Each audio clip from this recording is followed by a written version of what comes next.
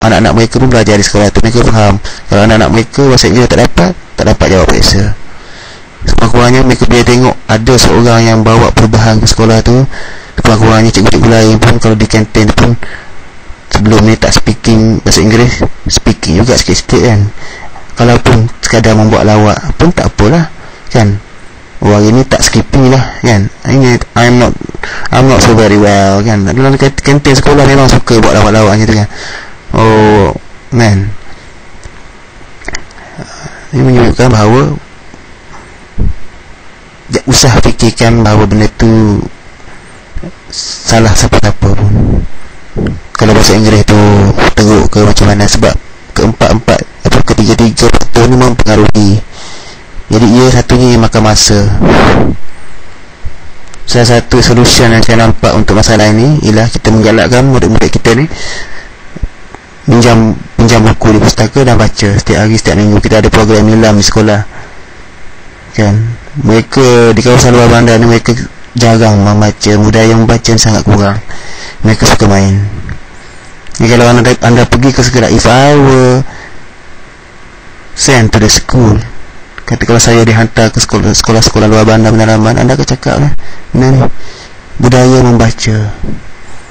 Bila budak tu kurang membaca, secara automatiknya kata bahasa lemah, dia punya vocabulary-nya pun lemah apa semua. Jadi tugas anda lah ni, tak kira lah cikgu maths ke, cikgu sains ke, cikgu BI ke, konsep membaca kan, kurang membaca.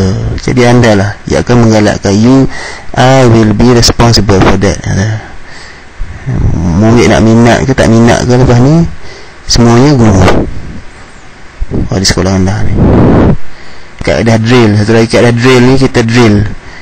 Saya ada video tu, insyaAllah saya akan uploadkan. Kita drill budak ni, macam drill, macam baca sifil lah. 1/2, 2/3, 6. Kita hafal drill. Ini pun salah satu kaedah. Kaedah ni kaedah konvensional, tapi masih lagi berkesan. Kaedah drill ni kita boleh gunakan juga kan. Contohnya apa, measure, ukur, apa lagi, salt, garam. Kita boleh buat dalam bentuk video. Kita akan pancarkan kepada mereka, kita akan drill mereka sampai mereka ingat, sampai berbuih-buih mulut kita pun tak apalah, jadi mereka ingat. Kalau diulang hari-hari mereka, insyaAllah mereka ingat. Itu kaedah drill lah kalau macam nak target dalam minggu ni nak mereka dapat 10 perkataan ke dulu, itu pun salah satu kaedah drill lah. Dan seterusnya aktiviti bercerita, nyanyian, ucapan. Ada nyanyian tu teknik flamingo. Bercerita ni cikgu bercerita di depan lah kan. Once upon a time there lived a pretty lady in a country, apa, tak kisahlah apa, asalkan bercerita dalam bahasa Inggeris. Boleh teknik bercerita ni. Ucapan, kita encourage budak berucap masa hari perhimpunan kan. Public speaking, sekarang ni pada sekolah rendah memang dah ada buat public speaking, chorus speaking dalam bahasa Arab. Ada kalau nak dengar, memang ada chorus speaking dalam bahasa Arab. Ini semua ialah kita nak mengaruhkan minat mereka, supaya minat. Kalau tanpa minat, mereka takkan belajar, mereka takkan rasa nak belajar pun.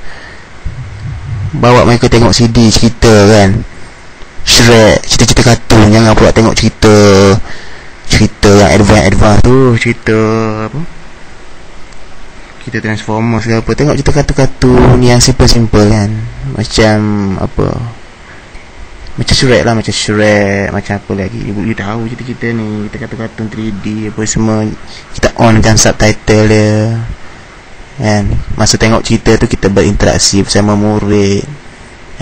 Kita suruh mereka buat summary cerita tu, apa watak yang terlibat, apa watak dia. Is a kind person kan. Shrek is a kind person, although he is ugly but he is kind. Cerita-cerita macam tu lah kita melalui cerita kan.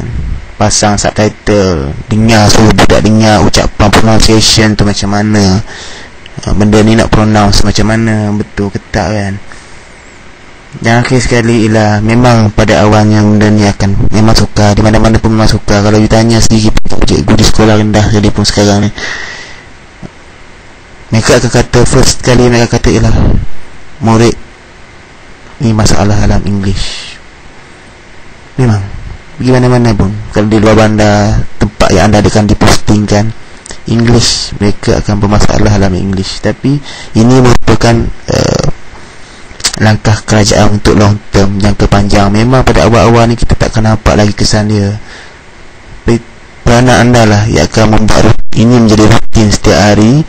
Okay? Daripada rutin itu akan menjadi tabiat, dan daripada tabiat itu akan bertukar menjadi budaya. Jadi jika anda dapat tukarkan ketiga-tiga ni, anda sudah dianggap berjaya lah. Okay? Jadi jangan risau, tak apa, untuk bercerita ke, untuk mengajar dalam bahasa Inggeris ni, just stick to this ni, tulis terus ni kan, tengok balik apa semua, jangan risau. I know you can do it, tak susah sebenarnya.